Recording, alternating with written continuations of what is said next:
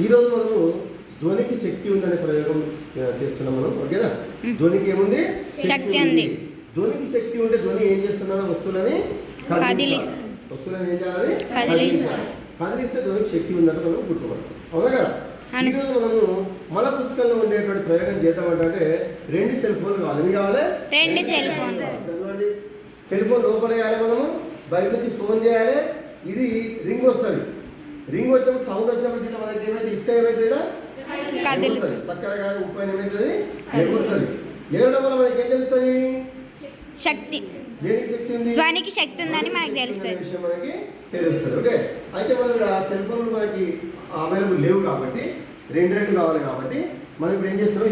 ఈ ప్రయోగం చేస్తున్నాం. ఏం చేస్తున్నాం మనం? ఈ ప్రయోగం చేస్తున్నాం. ఓకే, దీంట్లో ఇప్పుడు మనం ఏం చేస్తామంటే ఇక్కడ ఏం చేస్తున్నాం? మనం ఇసుకరాలు వేసినాం. మట్టి అనేది ఇసుకరాలు సార్. ఇసుకరాలు కదా, ఇసుకరాలు వేసినాము.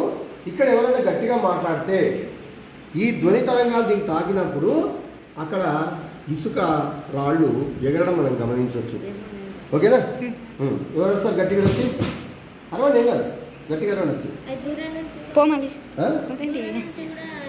వస్తుంది కదా, దగ్గరకు వచ్చి అరవాలి. తొందర రావాలి, అరవాలి గట్టిగా వచ్చి.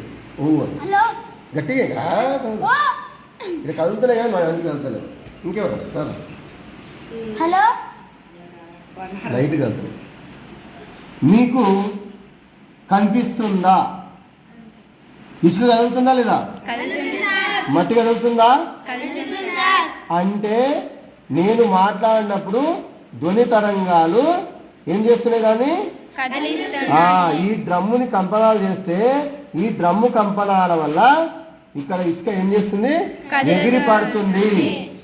అంటే ధ్వనికి శక్తి ఉందా లేదా? ఏమైతుంది? ధ్వనికి శక్తి ఉంది.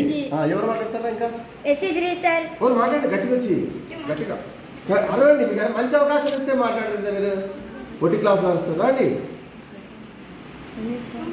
రాదు, గట్టిగా చందరా, నువ్వు రాదు, నువ్వు మంచి గట్టిగా వస్తావా?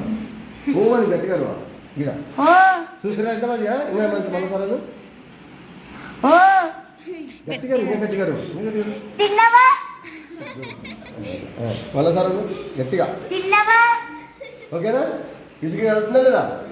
అంటే ఈమె చేసేటువంటి ధ్వని ఇసుకని ఏం చేస్తుంది? కదిలిస్తుంది. కాబట్టి ధ్వనికి ఏముంది? ఏముంది? గట్టి చెప్పాలి అందరూ. చూడండి, ఈడ మాట్లాడు, గట్టి చెప్పండి అందరూ. సరే, మంచిగా. ఓకే, ఓకేనా? రైట్, ఇలాంటి